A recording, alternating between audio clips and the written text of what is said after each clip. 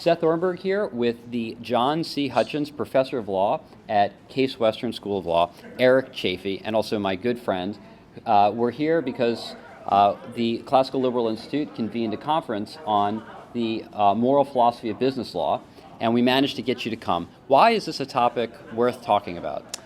Law isn't coexistent with morality, but at the same time it ought to be informed by it, and it is generated from it. So as a result, having these discussions is really, really important, and I am honored to be here with my friend Seth, who is also a master of this topic. And what will we be talking about today? So my paper relates to the role of moral luck in insider trading regulation.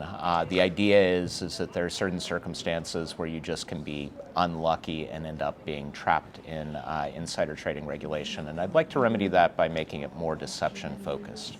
Yeah, cool. So instead of being lucky or unlucky, and as a result wearing the instead of being unlucky or lucky, and as a result of that wearing the proverbial orange jumpsuit, maybe it's more about what people actually did, what they're blameworthy for. And moral philosophy can help us understand that. Yeah, I totally agree. I mean, it's one of those things where ultimately being convicted of anything, who you are matters, which is a matter of luck. But at the same time, we ought to minimize that as much as possible and really get to the behavior that we actually want to punish. Well, thanks, Professor Chaffee. I look forward to your remarks. We'll catch up later. Sounds good. Seth Ornberg here with Professor Robert Miller.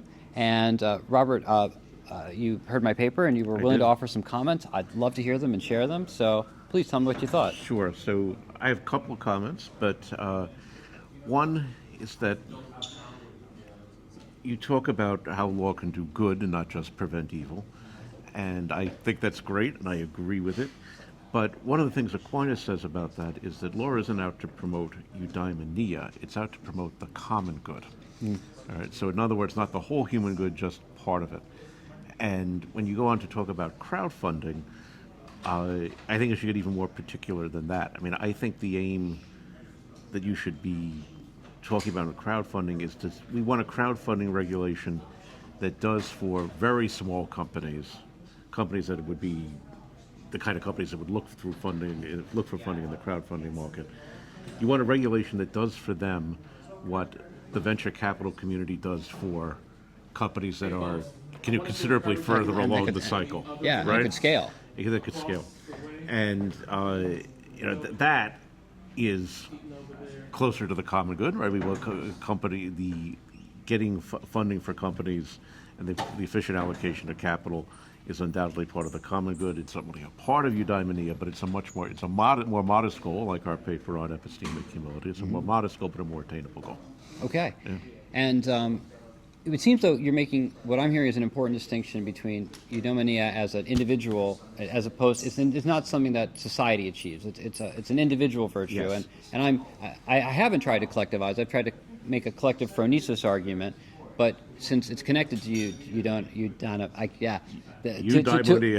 good, to the ultimate good. That good is a human good, and so you think looking at some of the Catholic theology on Aquinas about what is the common good, or even just in Aristotle, it all goes back to Aristotle, where the state can produce part of the conditions, part of the necessary things for people to have good lives, but it's not going to give you the good life. The state itself isn't going to give you a good life all by itself, right? Yeah. It's going to, for economists, it can restrain others from causing you to have a bad life, perhaps. And it can even provide some of the good stuff, right? Yeah. So, in economic terms, the state should be providing public goods, not private goods. Right? Because the market's not going to produce these, but they're really important to have. We need national defense, we need a court system, you need infrastructure.